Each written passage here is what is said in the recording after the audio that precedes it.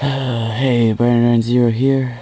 I'm gonna do one last not walkthrough, uh, review, and then possibly a walkthrough later on of God of War or something like that. Just to have one. Maybe I'll get some more views on my channel. I know I'm not very popular, but I'm not doing it for popularity. I'm just doing it cause it's something to do, something to occupy my time, and maybe someone will look at it at some point. Next game I'm doing a review of is Valhalla Nights. It is a very fun game. It's one of the best games, I think, for the PSP. But not in the sense that my other reviews would lead you to believe. It's a role-playing game again, but it's a lot better, I think. I'm not really sure why.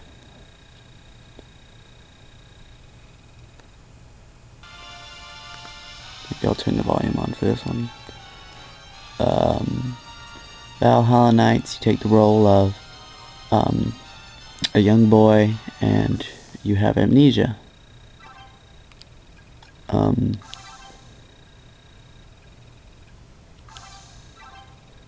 Since you have amnesia, you have to somehow recover your memories. And you have a soul inside of you. And you don't really know who it is, but it seems to be helping you. I'm not going to give anything away, but the story has a great deal to do with that. There's a huge plot twist at one point. I have not beaten this game because my UMD disk is broken on it and it won't load the entire game through. I have the master equipment for all the classes, so if I pwn, don't hate me. But your damage isn't totally based on what equipment you have.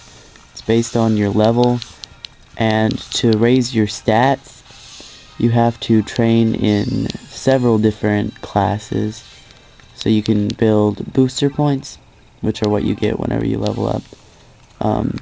You do have a limited bag space, but it doesn't really get filled that much unless you battle a whole lot. You have special attacks, which you can use with triangle whenever you hit something enough times. The bar, you see the little circles. Well, here, I'll show you here in a second when we get another battle. You do have a map, and your enemies have a line of sight, so you can sneak around them if you're low on health or whatever. But you see the little circles, those bars fill, and then you can use your special attack.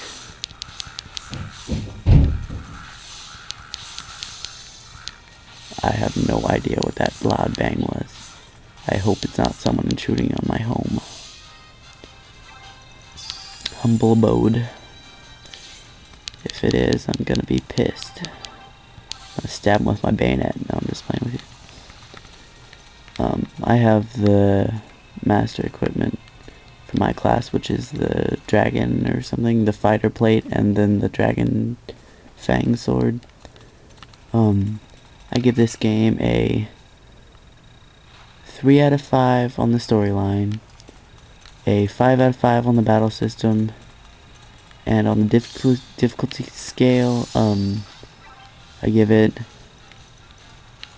a 3.5 out of 5 because for me it's not as hard because I have a lot of experience with these type of role-playing games.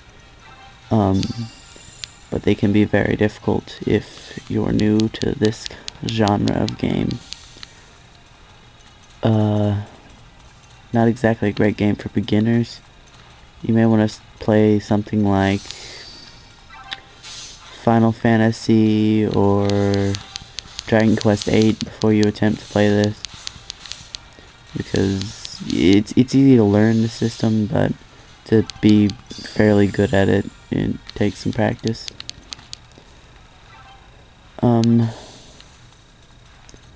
The game is a little bit more expensive than the other games.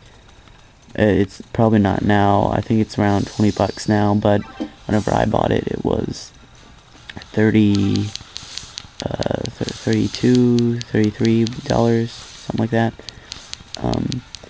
And the second one was $40. There is a sequel to this.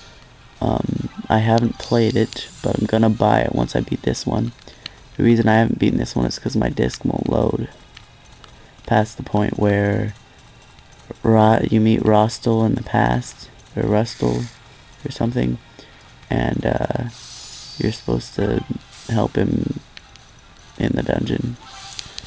The dungeon system, there is more than one dungeon, but it's all compiled into one area.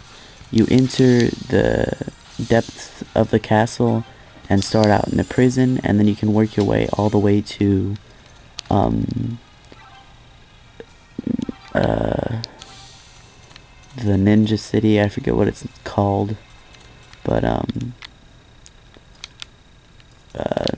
it's like a ninja dojo place.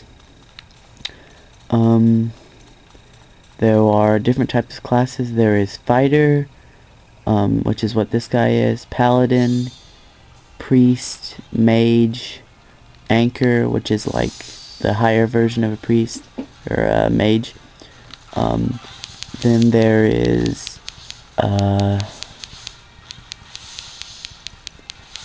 paladin, or not paladin, knight, which is basically a paladin. You can heal and have incredible strength.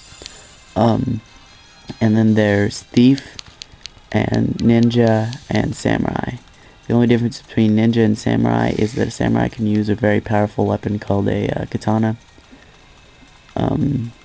It's the best weapon in the game is a katana, I think. Something like that. Don't blame me if I'm inexperienced. As I said, I haven't beaten this game all the way through yet.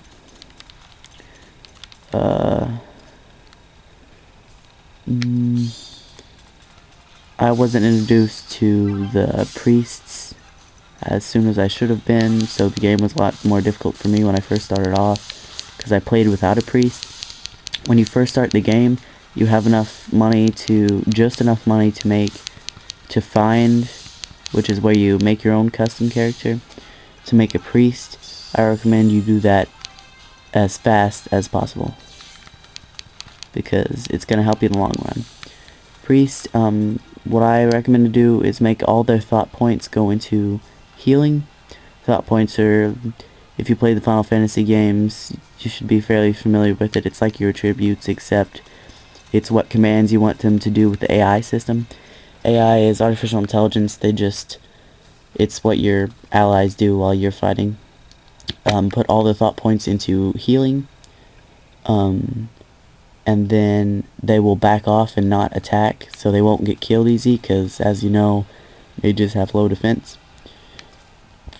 So that's pretty much what I've got for this game. I give it 5 out of 5 stars overall, because I like it. I don't know what I gave it a second ago, but I'm gonna change it to 5 out of 5 stars because it's a fun game. It's Grand 0, and I'm out of time because my camera's SD card is full. So I will see you soon with maybe some PlayStation 2 reviews.